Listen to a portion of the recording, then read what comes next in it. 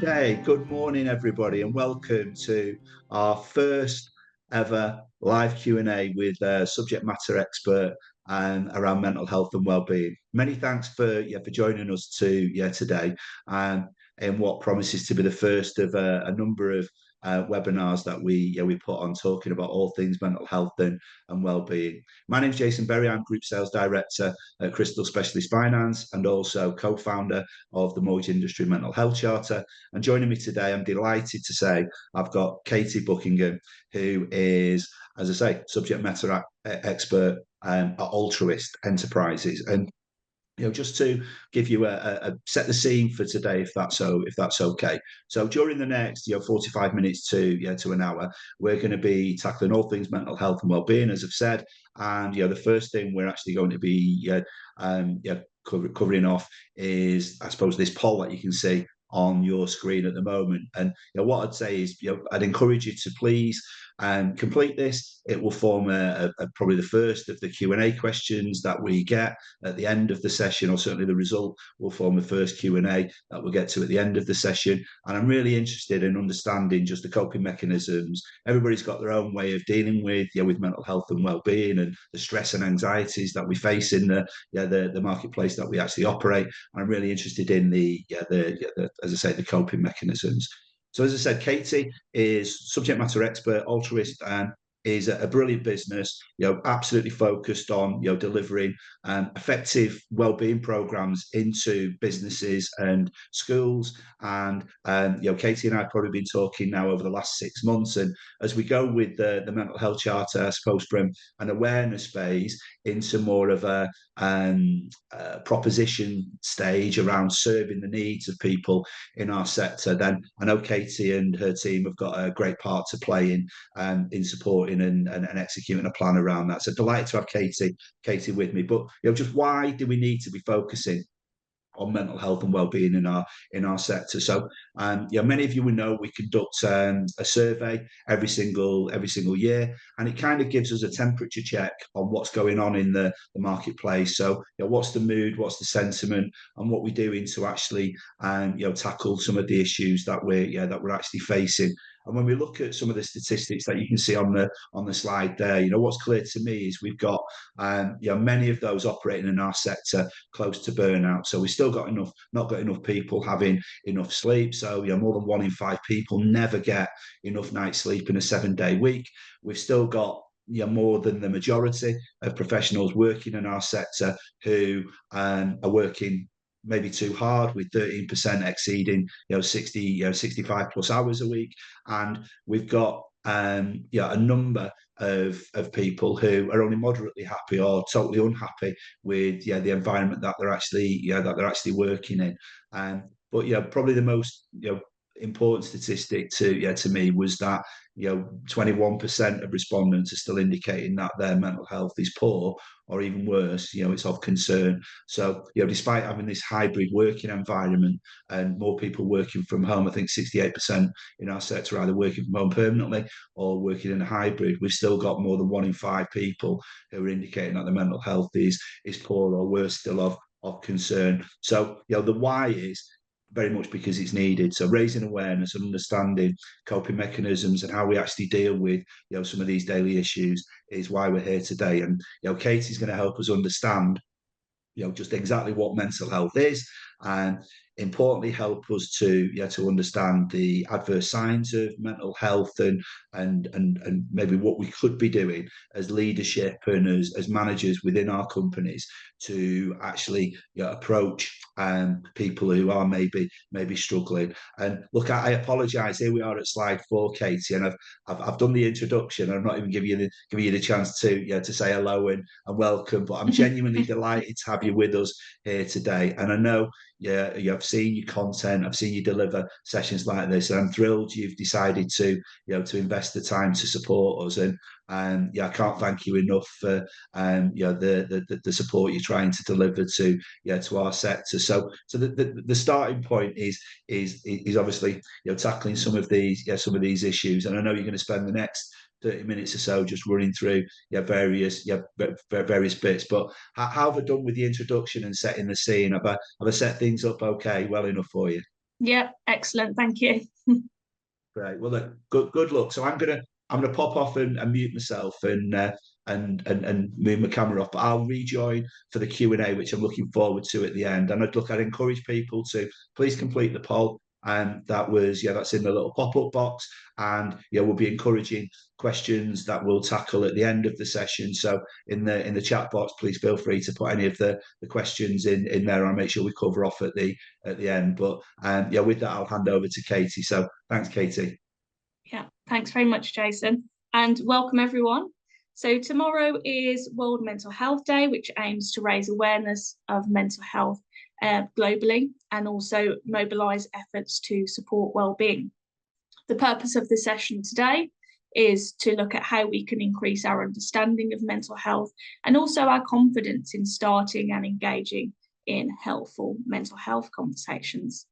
So we'll cover the mental health definition, look at some of the early warning signs of stress and mental health, and also highlight some practical tools to enable us to start and engage in those helpful mental health conversations.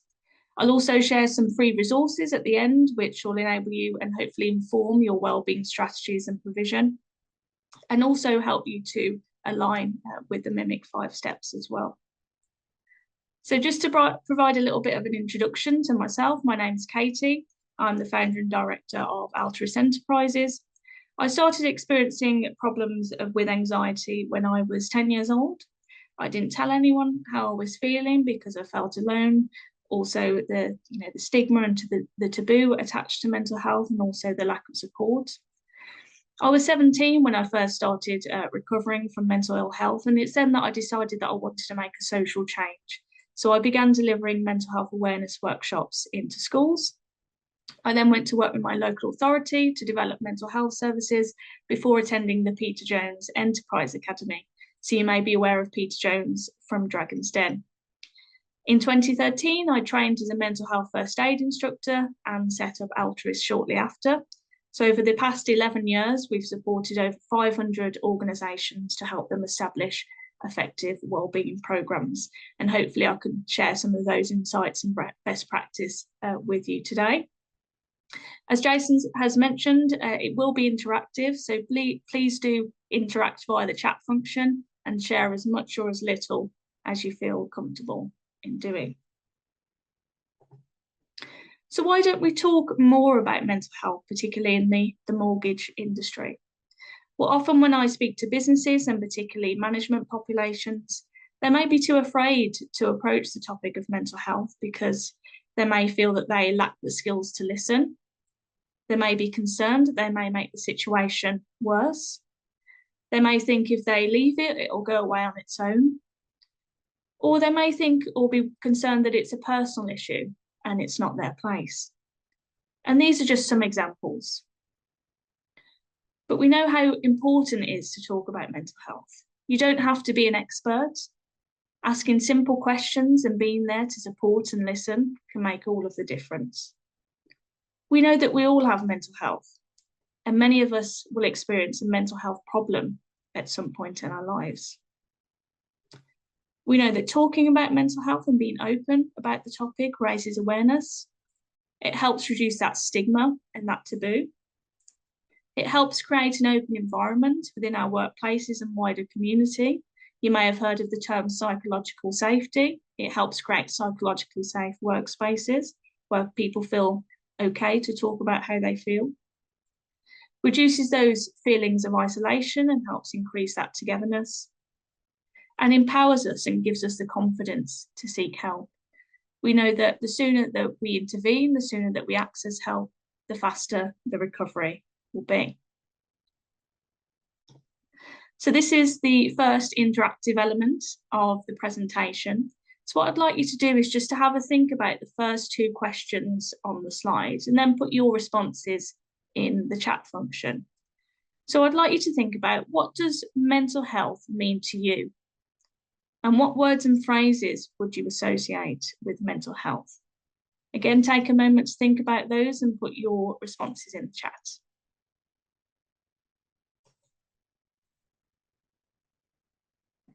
Well balanced, thank you. Overall sense of well-being and balance. Okay, so balance. term that's coming out from participants. Yeah, having that headspace. Thank you, Jane.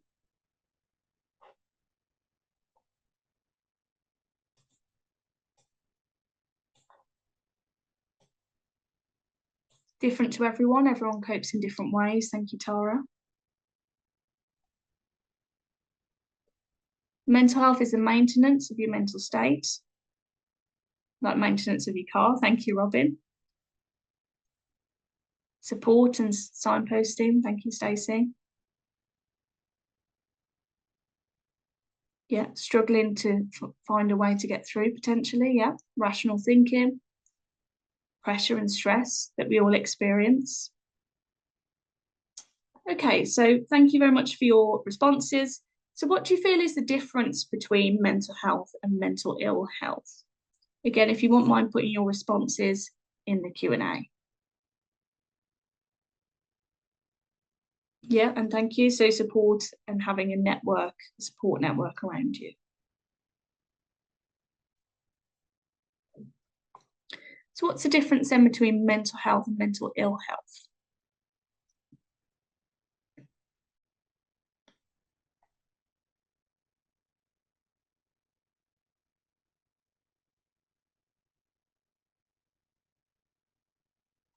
Yeah, so fluctuation in headspace might be triggered by something in our personal life, in our professional life.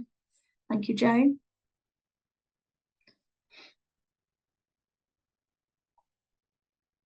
Yeah, so stuff can spill over. Thank you, Robin. So we look at, thinking about that stress bucket. We only have so much capacity to deal with things, and maybe when it spills over, that's when problems develop.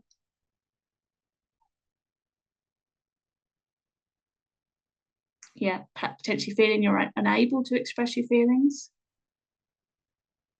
Yeah, not being able to cope. Yeah, potentially off balance. Thank you, Katie. Okay, some really good responses there, so thank you very much for those. So this is the World Health Organization definition of mental health. So I'll allow you a moment to read that and digest that definition.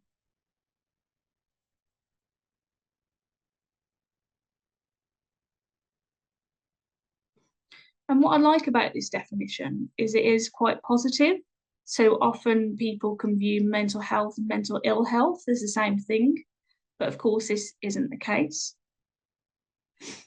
But it's also realistic in that it appreciates that we will all experience life challenges from time to time. You can see that it talks about coping with the normal stresses of life. So again, using the Q&A function, what would you describe as the normal stresses of life? What are your normal stresses of life? Can be work related, can be personal related. What do we mean by normal stresses of life?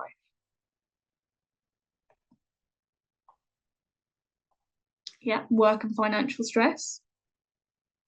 And if we look back at the MIMHC survey as well, all of the key factors that can cause stress, lack of sleep, increased workload, work-life balance with a small child. Thank you, Katie. Work and family life balance, money, work life, health issues of yourself, potentially caring for family members as well.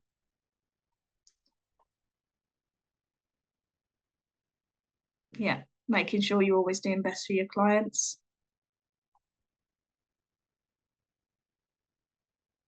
Okay, thank you. So mental health is a continuum. And the framework allows us to understand mental health and mental ill health in the way in which they fit together. So we all exist on the mental health continuum. The vertical axis relates to our mental well-being and ranges from minimum mental well-being to maximum mental well-being. So just to give you an example, so imagine it's a Monday morning, it's dark outside, it's raining, you've got a project deadline, and and it's nowhere near finished, you may feel sad, you may feel frustrated, you may feel anxious, and you therefore may be further towards the lower end of the scale. And now imagine it's a Friday afternoon, the weather's great, perhaps it's a bank holiday weekend coming up, you're spending time with friends and family. You may be happy, you may be content, you may be relaxed, and you therefore may be further towards the higher end of the scale. So this continuum just demonstrates that even on a daily basis, our mental well-being can change. The horizontal axis relates to mental health problems and ranges from no diagnosis at all to a severe diagnosis, such as schizophrenia and bipolar disorder. So if we look at the bottom right quadrant, we can see someone with no diagnosis at all, so no diagnosed mental health problem, can have poor mental well-being. So it might be that they've experienced a recent relationship breakdown or experiencing chronic stress. And just as this can be the case, someone with a severe diagnosis, such as severe anxiety, can have positive mental well-being. So for example, if they have a good work-life balance, have good coping strategies, and have a good support network. So we all exist on the continuum, and we move all of the time, depending on what's happening within our lives. I quite like the continuum because it helps dispel that myth, that us and them mentality, because often people believe that you're either mentally healthy or mentally ill, whereas the truth is we all exist on the continuum and we move all of the time. As I mentioned earlier, the sooner that we're able to identify those early warning signs, the sooner we can intervene, the sooner we can access help for ourselves or others, and the faster the recovery will be. So I'd like you to think about some of the early warning signs you may experience when we talk about stress and mental health. What are some of the signs you might identify within yourself? What are some of the signs you might identify within colleagues? Again, if you wouldn't mind contributing via the Q&A. Yeah. Unnecessary self-pressure for perfection, potentially withdrawing from social situations and may not engaging with your usual coping mechanisms, so hobbies, for example. Thank you. Yeah, social withdrawal, lack of sleep, and obviously sleep is an excellent coping mechanism for dealing with stress, and it can make things worse and that spiral. Maybe less engaged, so that might be again personal life, work life, irritability, tiredness, perhaps quiet. Change in personality, yeah, potential anger issues arising. Yeah, so coping mechanisms such as drinking excessively. Thank you, Jane.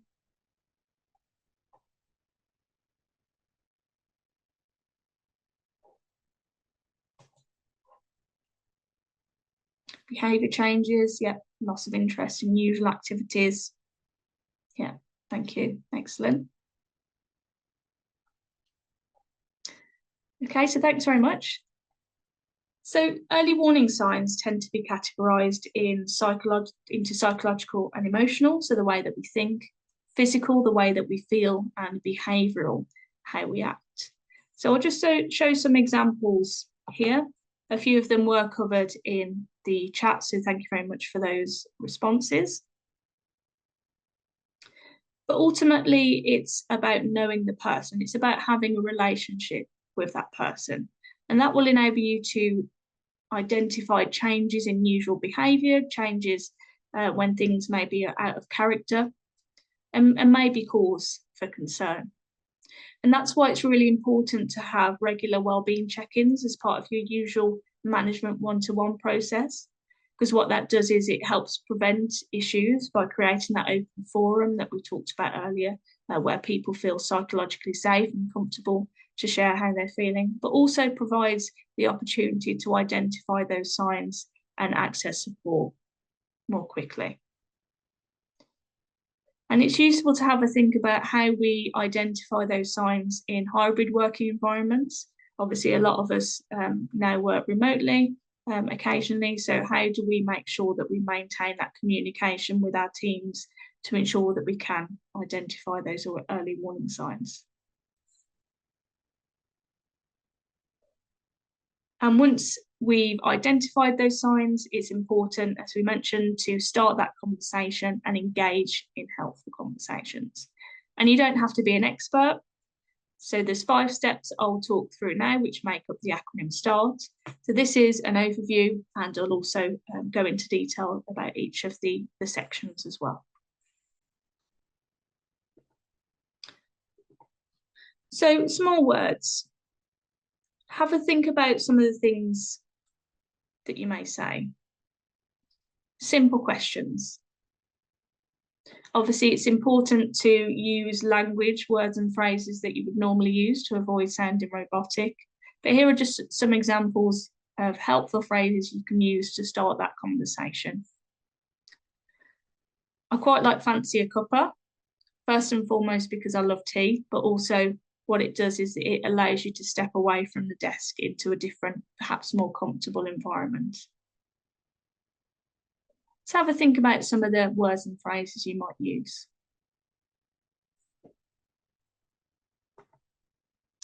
Time. Give yourself at least 10 minutes to listen.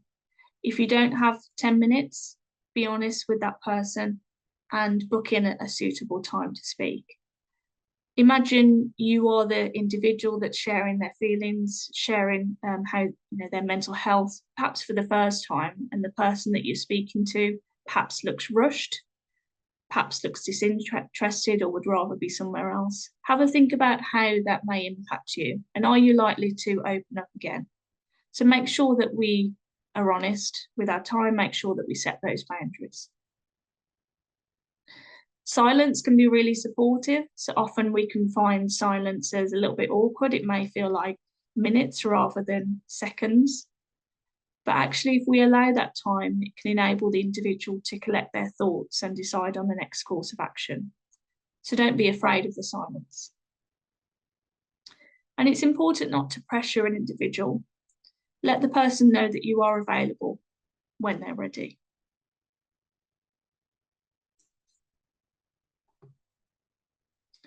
Often when we talk about mental health, and particularly mental ill health, it can be a lot easier to think about negative words and phrases than it can acceptable, neutral, or positive words and phrases.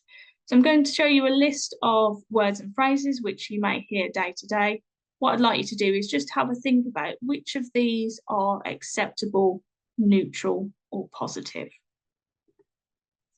Again, please comment in the Q&A. So which of these words and phrases do you feel are acceptable, neutral, or positive to use when we talk about mental health and mental ill health?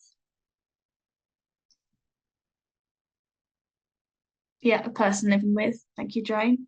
Yeah, so a person living with is acceptable terminology because it's person first language. So for example, a person living with depression or a person living with anxiety.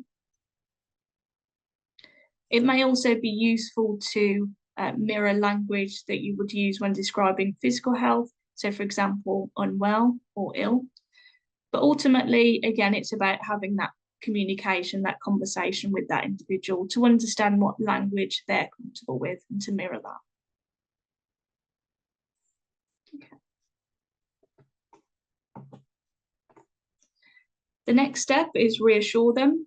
So often we try and find potentially a reason or a solution to people's problems, but it's not always that easy. It's much better to be there for someone, to listen and to reassure them and to signpost them to the appropriate support. You may have heard of the term, it's okay not to be okay. And it's again about providing that support rather than solutions. Even if you have experienced a similar issue yourself or been through a similar change within your life, everyone experiences things differently. So it's important to provide that support rather than trying to solve that problem. I'm going to show you a video now around the differences between empathy and sympathy, particularly when we are engaging in those mental health conversations and providing that support.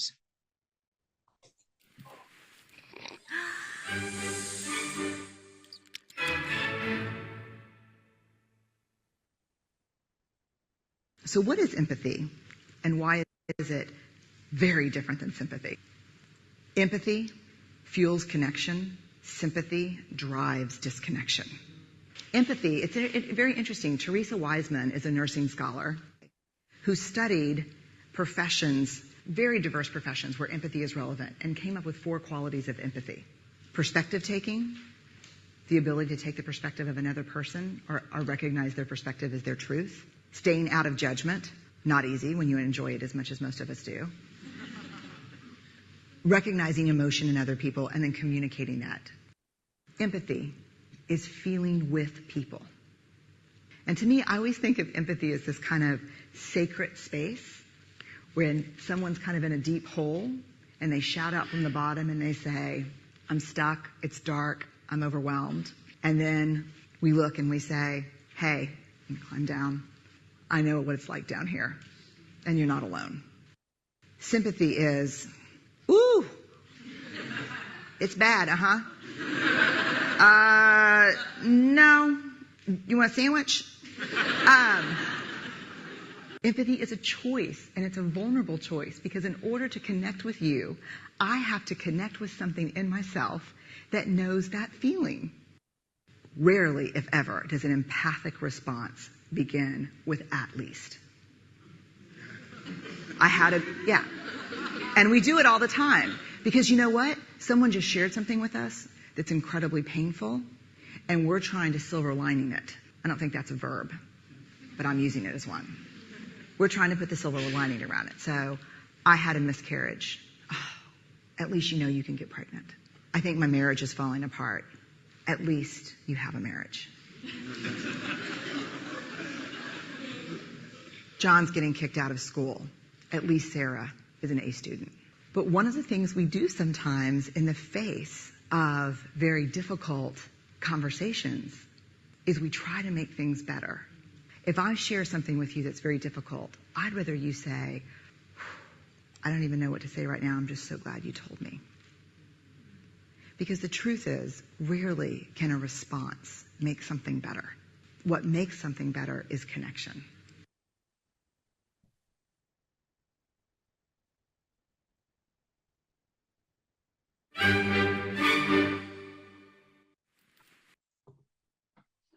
So it's worth having a look at that video again, potentially sharing that with colleagues as well. So that's Dr. Brenny Brown. If you Google Dr. Brenny Brown, sympathy versus empathy, then you can find that on YouTube. So the next step is take action. So making sure that we set up that extra meeting to ensure that we continue to support that person, and also signpost to the appropriate support. So you may have support in-house, such as mental health first aiders. You may have the human resources team, health and safety, occupational health, or maybe an employee assistance program. And there may be other things that you have in place as well. Externally, you can signpost to local support and also national support. So I've included some links on here. It's always best to share those credible links. Often, I think sometimes, even with physical health, we Google our symptoms, and you don't want to end up in a forum or misinformation. The Hub of Hope is an excellent resource that you can use. So you put in your postcode and it shows you all of the local support available to you. It can be NHS, it can be local social enterprises or charities.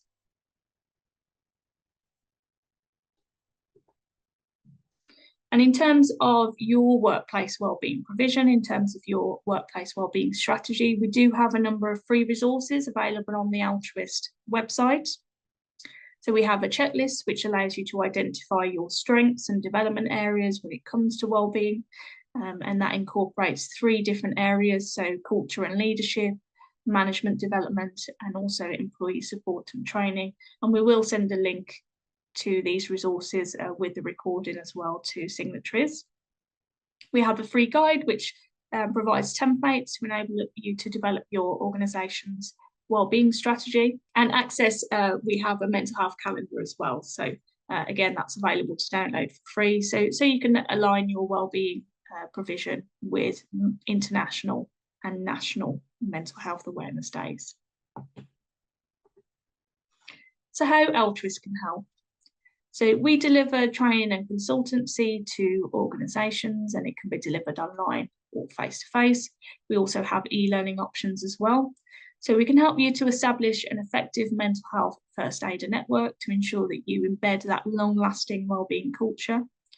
We can support with management training to ensure that managers have that capability to incorporate wellbeing questions and wellbeing check-ins as part of their one-to-ones, but also that they're able to identify those signs and support their colleagues effectively. We provide resilience and stress management training. It may be for a particular point in your business's journey, so particular change, for example, a new system that's coming in place. We have general mental health awareness for the wider employee base. We have lunch and learn similar to the session delivered today, and also e-learning, which is quite popular as a form of induction training.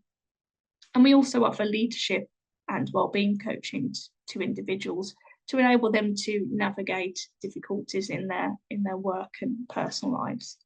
And I've just included a testimonial there from one of our clients, Paragon, who I know are one of the signatories of MIMHC, and we've been working with Paragon to support their wellbeing strategy since 2017.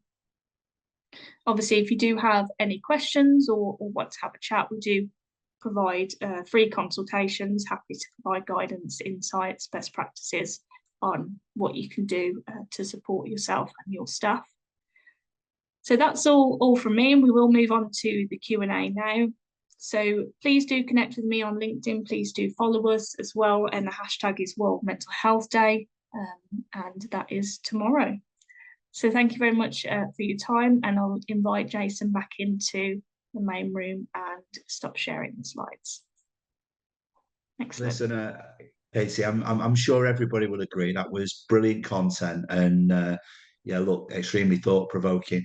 And I think, whilst over the I suppose the 3-4 year journey we've been on as MIMHC, we've been encouraging conversation, which is absolutely crucial as a coping mechanism.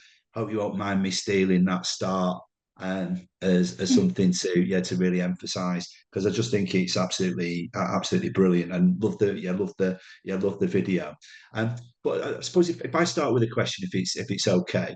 Obviously, you've got experience and a real insight into maybe what other sectors actually deliver in terms of health and well-being. And I know our survey, which I mentioned and I showed some stats on at the beginning, provides this kind of temperature check. When you look at the statistics and look at that lack of sleep, and you look at the longer working hours and maybe hybrid not being this panacea, I'm just really interested in understanding how that compares to maybe just other clients and other sectors that you actually operate in. Yeah, so it's relatively similar in terms of causes of stress. So workload is one of the biggest causes of stress within organisations and cross-sector, really. Management capability as well, and managers and poor management is one of the most common causes of stress. Often we find that managers can be promoted to management positions because they're technically good at their role, but it doesn't necessarily mean that they're good people managers. That's a common thread across all industries. In terms of provision, it can depend on industry, but also on organisation size as well. So organisations with more resource tend to be able to perhaps implement more at scale, whereas SMEs may be a little bit further behind and require that support to enable them to build their strategy and build their provision as well. It's a really good point now. That last point there as well, because I think within the signatory membership, we're up to about 154 now, touching over 20,000 individuals, which is amazing. But we've got that real cross section. So the smaller, and we've literally got your one-man band brokers operating above a shop to your large lenders and mainstream corporates that have, as you say, got a very mature framework. But what kind of advice would you give to that maybe not the one-man band, but maybe a small business that's maybe got 3 or 4. Just where did they start in terms of actually an approach for mental health and well-being? What taking action? I know is something that you mentioned, but where do they actually start? I think it's really important to have a wellbeing champion in the leadership in SLT, just to make sure that there's a top-down approach. So, and having that strategy from there. So viewing wellbeing as important as other business objectives. So making sure that you have that strategy and that mental health policy in place to ensure that there's that culture, to embed that culture around prevention. And then also there's that more operational support as well, in terms of having those support mechanisms. So managers are equipped, also having those mental health first aiders, because we know that sometimes people don't want to speak to their manager. They may want to speak to someone on an equivalent role, someone that they've never met before.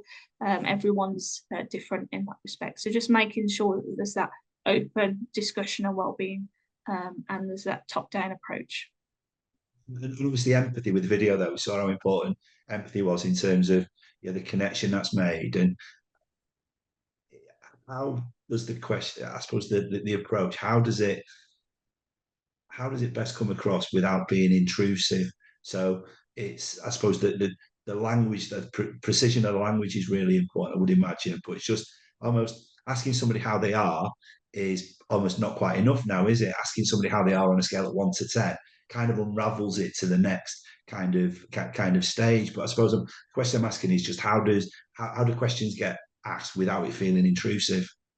I think if it's part of normal day-to-day and it's being communicated that wellbeing is important to the organisation, you have regular initiatives running, and that communication is so important. So however you communicate, it may be via email, it may be team get-togethers, it may be via the intranet, and just communicating that wellbeing check-ins will be a regular part of the one-to-one process, just so it's not a case of if there's an issue, we'll talk about it. Actually, it's part of how are you, how would you define your well-being, etc. So it's just part of every day, rather than only addressing it when there is a problem. What kind of expectations do you think we should have in our sector, Katie, in terms of, I think everybody knows as part of the Health and Safety Act that there's a responsibility an employer has around the physical well-being of the staff whilst they're in that office, but that extends also into the mental well-being, doesn't it? Mm-hmm. So yeah. If we consider the Health and Safety Act, then really mental health and well-being, at least the signposting for where people can get support should be there with 100% of businesses. But I'm trying to be realistic with the expectations we expect as MIMHC as a charter. And we've still got, even though we've made some great headway, we've still got, I think, 42% of the respondents indicating that their businesses either offer zero mental health and wellbeing support, or they don't know, which is even worse, whether there is one in place or not. What kind of, I suppose, benchmarks do you think we should set ourselves in terms of what the kind of minimum expectancy should be for employers operating in our sector? I think as an organisation that's just starting out, it's useful to identify potentially some mental health first aiders to come forward. Obviously, it's important to ensure that they volunteer for the role and there's that infrastructure there to support them. And again, that's something I can provide guidance on. And potentially running a launch event. So similar to a lunch and learn, that can be face-to-face or online, potentially aligns with one of the awareness days, like World Mental Health Day, or something specific to the organisation, just to start that journey. That's normally the first step that we see people taking alongside developing that strategy or policy.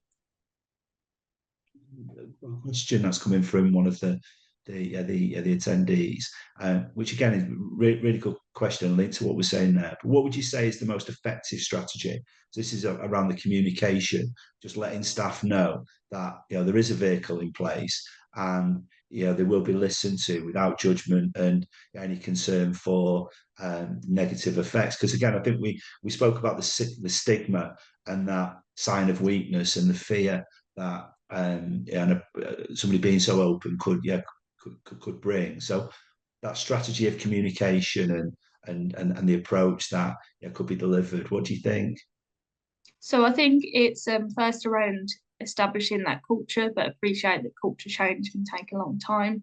So having different mechanisms in place where people can share how they feel. So it might be that you implement an employee assistance program, which has an anonymous phone line that people can call. So then the business won't know who's called. They may know what particular issues have been covered. But also having those mental health first aiders which are dotted around the business from different backgrounds and different roles, which again, having anonymous conversations with those. And that can sort of start the process in building in that culture where people feel it's okay to talk about how they feel. And what's worked really well with other organisations talking about wellbeing champions is having a senior leader who has been really successful in the industry talking about their own mental health and their own struggles, and just dispelling that myth really that if you do have mental health problems that you can't be successful, that you can't be well, and you can't work essentially. A really good point now. And again, I think what we've been blessed to see in our sector, Katie, is we've had a number of leaders of some brilliant businesses, high profile stakeholders in the marketplace who've shared their stories very openly, very honestly, which is a massive step in the right direction. But to supplement that, what's also been really encouraging is we've actually seen the leadership teams and the execs within the company deliver some brilliant support to those directors or senior leaders who have been struggling, and that's kind of again taking it to the next level. And there's a great example of Paul Adams at Pepper, who won't mind me mentioning his name, I'm sure, because having had some real significant struggles, the board rallied round, got him the support that he required, and Paul is incredibly well now, best version of himself. And imagine the loyalty the that business has from Paul, having delivered that support. So there's a real payback, I suppose, if the right kind of support is in place. So people being honest and transparent and sharing their stories is the first thing. But then actually a business has a brilliant opportunity if they support them in the right way to deliver some amazing support, which would generate some future loyalty, which we'd have people running through brick walls. Is that kind of what you've seen elsewhere? Definitely as well. So staff recruitment and retention is one of the key issues with businesses across different sectors. And we know that when we develop what's called that employee value proposition, that wellbeing support, people are more likely to want to go and work for someone or stay working for someone. A lot of staff turnover is now related to mental health, and particularly when we look at different generations as well. So millennials and Gen Z, they're more focused on how the business can support them potentially with their work-life balance as opposed to just the pay that they receive. So we can see those generational differences as well in terms of what they're looking for in a workplace. Brilliant point there. I had an interviewee asked me the best question I've ever been asked a few weeks ago, and it was such a great question. It took me back, but I was pleased I could deliver a good response, because they actually asked me, how did we approach and what did we do to support our staff during COVID? And you just imagine the I suppose just the actions that businesses took. Just imagine the impact, and that could have. I thought it was a brilliant question, and one that we were able to answer really capably from a crystal perspective, which was great. There's just a couple of other questions I've got, and I still encourage some questions to come through from anybody who's still with us. Still see we've got a good number of people still with us, so encourage a couple of questions. But just linked to that kind of culture in DNA, and just this difference between, I suppose, absenteeism and presenteeism. I'm just interested in your view on that, because everybody within a business environment will talk about the impact on absenteeism. But I know conversations I've held previously with with experts like yourself, they speak very passionately about presenteeism and the importance of and again, it's linked to culture, it's linked to that DNA, it's linked to that environment you actually generate. But again, I'm just interested in your view on that absenteeism versus presenteeism. Yeah, so absenteeism is a lot easier to measure, because obviously if someone's off sick, then it's easy to attribute a cost associated with that, and potential workload for a team member. In terms of presenteeism, we know that is coming to work, being ill. It may be physically present but psychologically absent, and that can be very difficult to measure in terms of how much presenteeism we have, because ultimately it will impact productivity. It will impact the business. We know that people make businesses. So it may be useful if you do have a staff survey to start incorporating wellbeing questions. You may have a question, have you observed or have you been to work in the past 12 months when you've not been very well? And then doing that on a yearly basis, you can then identify your levels of presenteeism within your organisation, and help you, I suppose, measure that return on investment. Because if you were to do a baseline audit, a baseline survey, and then implement wellbeing initiatives and do it again a year later, you'll be able to identify, actually, has this helped? Has it reduced absenteeism? Has it reduced presenteeism? Do we have a happier and healthy culture within our workspace? So yeah, definitely a key issue, and the biggest cost to businesses is still presenteeism. Yeah, great. And then just returning back to the survey question, or the survey response a little bit earlier, really, just around this hybrid working and permanent, people working permanently from home. I think I said in the opening that certainly pre-COVID, the panacea that everybody, I think, would have wanted was this kind of hybrid environment. And we're in this best of both worlds now, where we can choose to go into the office, broadly speaking, for many companies now and many employees, they can choose to go into the office, or they can choose to work from home. Why do you think it is that, despite this, being seen as a panacea, we're still seeing, was it 21% of our respondents indicating that their mental health has actually got worse over the last 12 months? I suppose it's a question to ask the survey respondents as well, to understand what that might be. Sometimes it can be, if people are working remotely, that inability to switch off, because often when we do go into the office, we get ready, we have that travel time where we can think about what we want to achieve in the day, and on the way back it's kind of that debrief and reflection time. And we're even having those two different environments. Sometimes people, when they are working remotely, work in their living room, for example, and obviously they then move on to the settee to have their dinner or whatever else. So it's about having that divide and those boundaries. I think it may be a reflection on the industry as well. I know that sort of post-COVID, in terms of sort of interest rates, obviously you know more than me, that may, the market has increased, and obviously the workload associated with that. But I think it's still really important to have that flexibility for individuals, because it can disproportionately affect various groups, such as women, for example, if people do mandate to return to the offices, which we've seen a lot of big corporates implement. Yeah, I think you mentioned previously the importance of communication and that engagement with, surveying with your staff. And I know what we tried to do at Crystal, and I've said before, I don't profess to be a mental health expert, and I don't profess to get all the business decisions right. But what seems sensible is to engage with your employees, your workforce, and understand what it is that makes them tick and what they'd like to see as they move forward in their professional lives, in terms of that work life, I say work life balance, your work life integration, and is more of what I prefer to call it. But I just think that communication piece and that interaction, and yeah, if you ask good questions, there's a responsibility then to listen and make sure you actually take good action. So again, I think they're intertwined, but I just think that communication piece is really important, is it? And I'm conscious of time, and I do want to leave probably a minute or so to wrap up. And I've loved the session, loved the content, loved the video. Was there anything else you wanted to maybe share, or was there any kind of maybe lasting thoughts to leave with the people that are listening? Because again, I know the content of the slides were great. Was there anything, any kind of message you'd like to emphasise, or anything that maybe we've not covered you would like to have covered off? I think, as I mentioned earlier, just understanding what the current situation is within your organisation, so that could be through a staff survey, it could be through an audit of what you already have in place, and just gaining views from staff on what they'd like to see, or even feedback on like existing wellbeing initiatives to make sure that they're still working, and then from there building upon a strategy. So moving forward and how that aligns potentially with your people strategy and other business strategies as well. And the poll has just come up, so thank you, Dave, for that.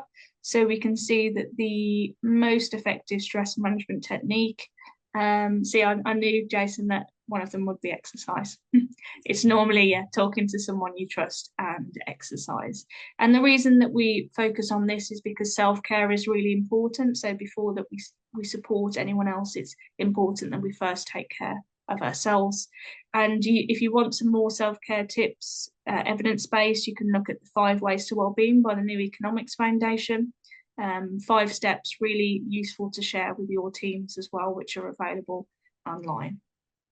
Well, listen, that I'm definitely going to come back to you with that, because during the month of December, which we know is a tricky time for some people, December and January, we work in an environment, Katie, where we're serving the needs of others, and there's no perfect pathway to that, to that mortgage funding solution. So there's always bumps in the road, and December is a particularly tricky time for many. So I think we're going to have a real focus December and January on this self-care. So looking after ourselves, being the best version of ourselves. So how can we look after and serve others if we can't look after ourselves, which is the point you were making? So December and January, we're going to be running some various initiatives, and certainly I'll probe and get some information from the self-care aspect of that. But listen, I'm going to summarise, and before I do, just many thanks for joining us today. I think the content's been great, and really grateful for your support, and it was yourself who reached out to me 6 months or so ago. So I'm really grateful you did so,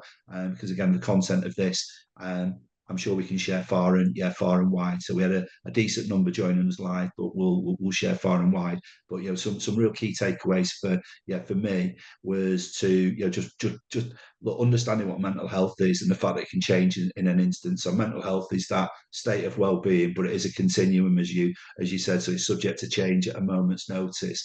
And again, as businesses, as business leaders, as supervisors, when we're leading a team, spotting those telltale signs has never been more important. And I think encouraging people to come forward is one thing, but also these mental health first aiders, or just mental health champions that these businesses have got now, just educating them so they can spot some of the telltale signs, whether it's missing a meeting or just a slight behavioural change, is really important. But then just having the confidence, using those START techniques that you've raised, to really deliver a well thought out and considered approach. So I'm going to steal that start, if that's okay for me, because I love that. And look, as I said at the opening, we're no overnight success at MIMHC. It's taken us 4 years to get to the stage where we've got. I still feel we're not past first base. We've got so much education, we've got so much information to share. And I'm trying to keep the objectives pretty straightforward. So just being able to ensure that people can come onto the site and they've got easy signposting to subject matter experts, so they can have good conversations and sensible conversations wherever they are on that mental health spectrum. And then we just want to make sure, very simply, that we're sharing assets and materials that are just useful. So I know you kindly offered to share a number of your resources, which we'll get onto the website. And look, I'm just really enthusiastic, passionate about this subject, and we've got lots to achieve as we go through 2025. I'm looking forward to World Mental Health Day tomorrow. So I'm at a Business Expo conference where we'll be talking all things mental health in the afternoon. So looking forward to that. And just re-emphasise, thank you so much for your time.